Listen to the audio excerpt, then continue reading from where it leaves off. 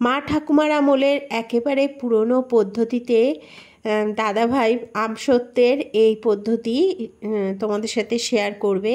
তো চলো দেখে নেওয়া যাক আজকের পুরনো আমসত্ত্বের পদ্ধতি, মানে পুরনো পদ্ধতিতে কিভাবে আমরা 3 রকমভাবে আমসত্ত্ব তৈরি করতে পারি। 3টি প্রসেস ফলো করে কিভাবে আমরা আমসত্ত্ব তৈরি করতে পারবো সেটা তোমাদের সাথে আজকে শেয়ার করা হবে। তো চলো দেখে নেওয়া যাক পুরো প্রসেসটা। আশা করছি তোমাদের খুব ভালো লাগবে ভিডিওটা। যদি ভালো লেগে থাকে প্লিজ আমার চ্যানেলটাকে সাবস্ক্রাইব করে পাশে থেকো। আর কোথা থেকে ভিডিওটা ওয়াচ করছো অবশ্যই কিন্তু কমেন্টস করতে ভুলো না। তো চলো দেখে নেওয়া যাক। আজকে দাদাভাই যে আমসত্ত্বটা দেখাচ্ছে দেখো কতটা মোটা হয়েছে। ঘরে তৈরি করা আমসত্ত্ব এত সুন্দর মোটা আমসত্ত্ব আর এত টেস্টি হয় সে ধারণা করতে পারবে না। তোমরা বাড়িতে বানালেই বুঝতে পারবে এত টেস্টি আর এত সুন্দর আমসত্ত্ব যে এত সুন্দর খেতে হয় সেটা কল্পনারও অতীত। যাই হোক, আর পুরো 3টি পদ্ধতি তোমরা ফলো করবে। আশা করছি 3টে পদ্ধতিই তোমাদের খুব ভালো লাগবে এবং উপকারে আসবে। তো চলো দেখে নেওয়া যাক। এখানে দাদাভাই কিছুটা পরিমাণে কার্টুন নিয়েছে একটা বড় সাইজের, তার মধ্যে কিছুটা পরিমাণে খবরের কাগজ দিয়ে ভেতরটা ভালো করে মুড়ামুড়ি করে নিচ্ছে।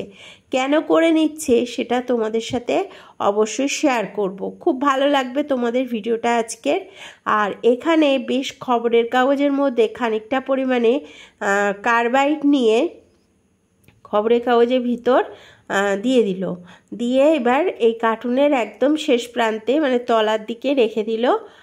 আর এখানে অনেকটা পরিমাণে কাঁচা আম ব্যাগের মধ্যে নিয়েছে। এগুলো হচ্ছে সব ম্যাটরাজ আম। তো এগুলোকে দাদাভাই আজকের পাকাবে আর এই পাকানো আম দিয়েই আমসত্ত্ব বানানো হবে। তো চলো দেখে নেওয়া যাক। বাড়িতে পাকানো আম দিয়ে তোমাদের সাথে আমসত্ত্ব শেয়ার করবে দাদাভাই। তো তোমাদের ভিডিওটা পছন্দ হলে অবশ্যই কিন্তু প্লিজ সাবস্ক্রাইব করতে ভুলো না। তো চলো দেখে নেওয়া যাক পুরো ভিডিওটা। এখানে দেখো সব পুরো আমগুলোকে দাদাভাই দিয়ে দিচ্ছে একে একে। প্রথমে কার্টুনের মধ্যে খবরের কাগজ দিয়ে ভালো করে রেডি করে নিয়েছে ভেতরটা সুন্দর করে, তার উপরে দিয়েছে খবরের কাগজের মধ্যে মুড়ে দিয়েছে কার্বাইড। আর এইবার আমগুলোকে আস্তে আস্তে সাজিয়ে দিচ্ছে, সুন্দর করে এদিক ওদিক করে সাজিয়ে দিচ্ছে।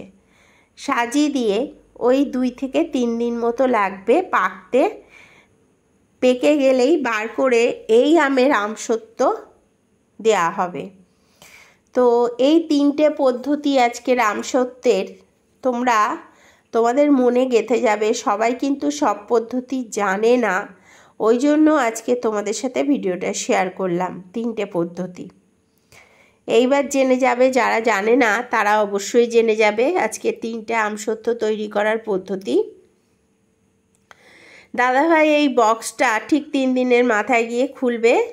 খুললেই দেখবে আমগুলো সব পেকে গেছে, সুন্দরভাবে পেকে গেছে। দেখো তোমরা আমগুলোর কালার এসেছে, দেখো কত সুন্দর। তোমরা বাড়িতে যদি এইভাবে আম পাকাও নিজেরাও কিন্তু সুন্দরভাবে আম পাকাতে পারবে এই প্রসেসটা ফলো করলে। যে কোনো একটা কিছুর মধ্যে খবরের কাগজ দিয়ে সুন্দর করে বিছানা মতো করে তার মধ্যে কার্বাইড দিতে হবে। সেই কার্বাইডের উপরে আস্তে আস্তে সাইড দিয়ে আমগুলোকে, কাঁচা আমগুলোকে গুছিয়ে গুছিয়ে দিতে হবে। আর 2-3 দিনের জন্য সেই চাপা দিতে হবে একটা কিছু দিয়ে, যেমন কার্টুনটা দাদাভাই মুখ বন্ধ করে দিয়েছিল। যাই হোক, এবার এখান থেকে কয়েকটা আম দাদাভাই টুকরো করে নিচ্ছে। এখানে হয়তো প্রশ্ন থাকবে আম কাটাটাও দেখাচ্ছে না। ব্যাপারটা হচ্ছে আম কাটাটা দেখাচ্ছে এই কারণে, আমটা টুকরো করে নিলে পেস্টটা খুব সুন্দর হয়, স্মুথ হয়। আর আমসত্ত্ব বানাতে গেলে অবশ্যই কিন্তু স্মুথ এরকম থকথকে পেস্টের দরকার হয়, যেটা ছাঁকতে হবে, ছেঁকে বার করতে হবে। আমি তোমাদের খুব সহজ পদ্ধতিতে দেখিয়ে দিলাম, ছেঁকে বার করতে হবে না।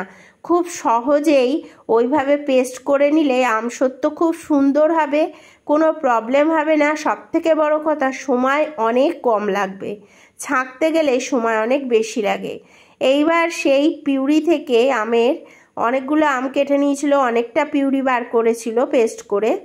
তো তার থেকে কিছুটা পরিমাণ নিয়ে দাদাভাই 1 কাপ চিনির সাথে জাল দিচ্ছে, জাল দিয়েছে। আর এখানে একটা সুন্দর ধুতি ছেঁড়া পেতে তার উপরে 2 রকমভাবে আমসত্ব রাখা আছে। আমি বলেছিলাম 3টে প্রসেসে, তাহলে এই প্রথম প্রসেস হলো কাঁচা আম যে পিউরিটা বানানো হয়েছিল সেই পিউরিটা দিয়ে, যে কাঁচা আমের পিউরিটা তৈরি করা হয়েছিল সেই পিউরিটা ডাইরেক্ট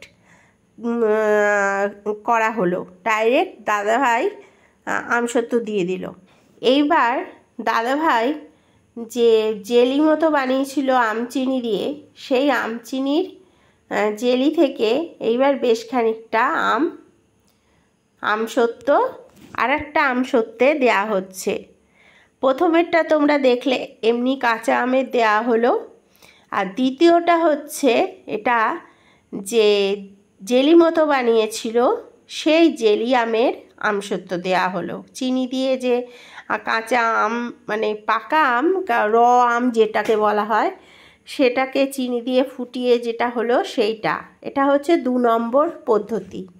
প্রথমটা হচ্ছে কাঁচা আমের আমসত্ব, মানে কাঁচা পাকা আমের আমসত্ব কাঁচা অবস্থাতে মানে র অবস্থাতে। দ্বিতীয়টা হচ্ছে জাল দিয়ে। আর পরেরটা তোমাদেরকে চলো দেখাবো, পরেরটাও তোমাদের আশা করছি খুব ভালো লাগবে। এইবার এটা হচ্ছে যে কাঁচা র আম রাখা হয়েছিল, সেই র আমটাকে রোদে ফেলে ফেলে গরম করে খুব সুন্দরভাবে লালচে ভাব যেই এসেছে সেইটাকে দিয়ে এবার আমসত্ব তৈরি করা হচ্ছে।